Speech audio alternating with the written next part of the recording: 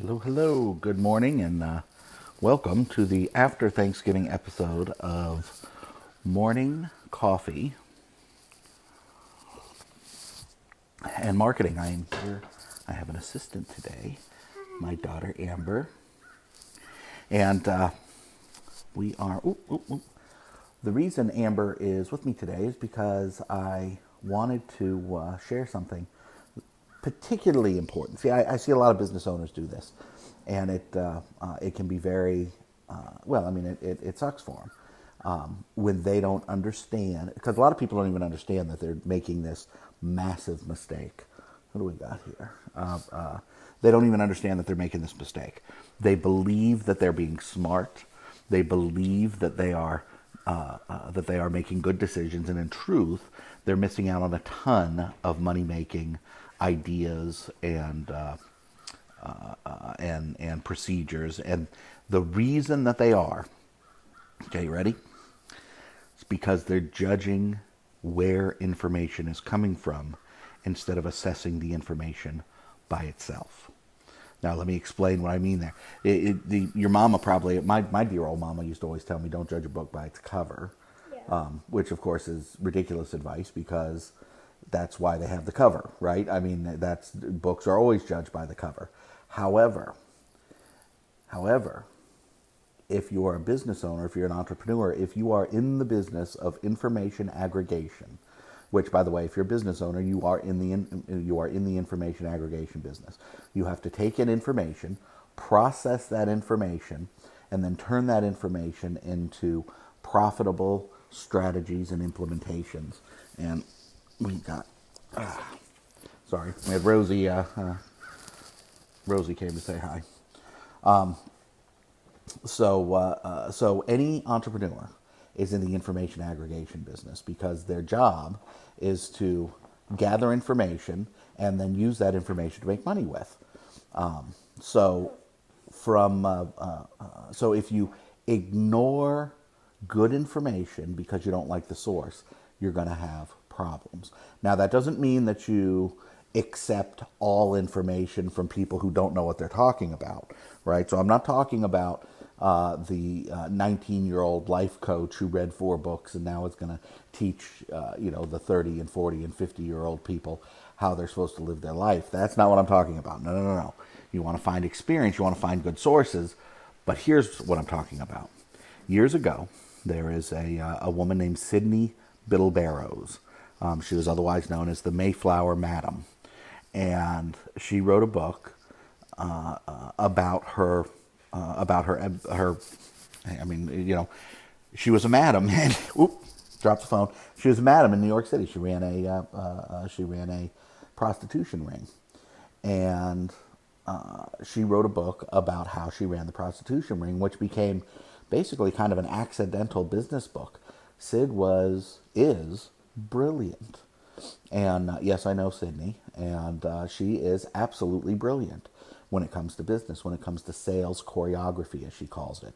However, I watched her speak one day, and there was a whole bunch of people who were just closed off and angry and didn't want to have anything to do with the stuff that Sydney was teaching, because she, in her former profession, had been a madam, because she ran a prostitution ring in New York City.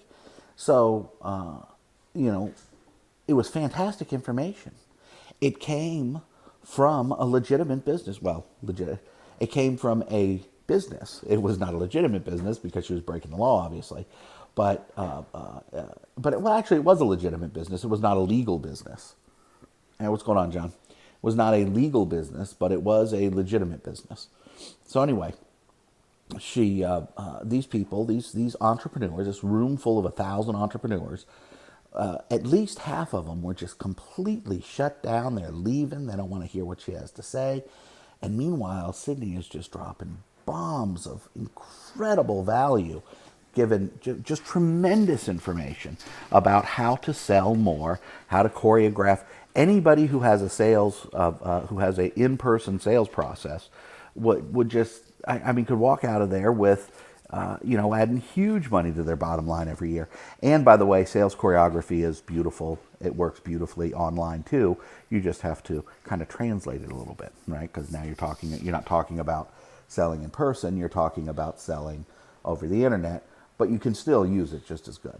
Anyway, my point is this: don't shut off valuable information like Sydney was offering to all the entrepreneurs in that room because you don't like the way where the information came from, because Sydney had in a previous life been involved with a business that was illegal.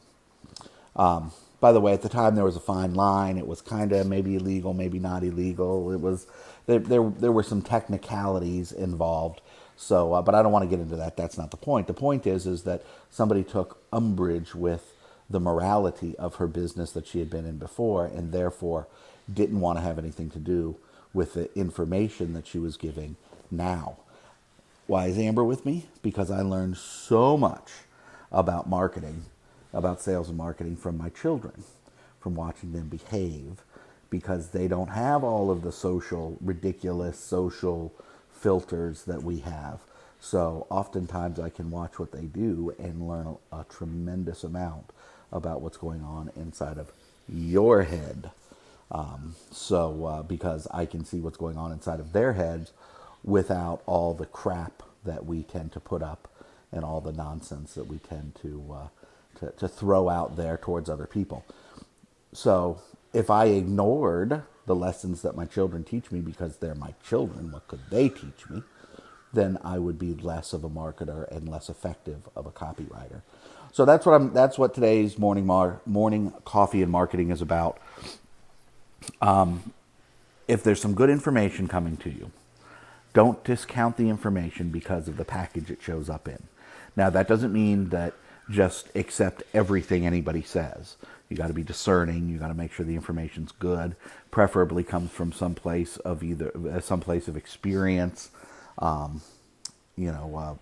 With my children, obviously they don't have experience, but they are missing in this case the social norms, the societal norms that we have as adults, and the societal masks that we have as adults. So that allows me to see deeper into what they're doing and translate some of that into effective sales and marketing. With you want to make sure that if you're getting information from somebody, in the case of like the story I just told about Sydney, you want to make sure that that information is coming from somebody who has experience in giving that information. However, you don't want to shut the information off because it's in a different industry or because you don't think that what they're saying applies. They're talking about salespeople and you sell on the internet, or because you don't like the industry that they came from, or because that guy's a roofer and I'm a dentist, so what the hell would his sales process have anything to do with my sales process? You got to get rid of all that shit, because if you don't, you're going to miss out on some fantastic information. So that's enough for today. I hope you enjoyed it, and I hope you got some value from it. Who else has joined us? Hey, what's up, Rachel? Jim, Herbert, pleasure. All right, guys, I'll talk to you later. Have a good one.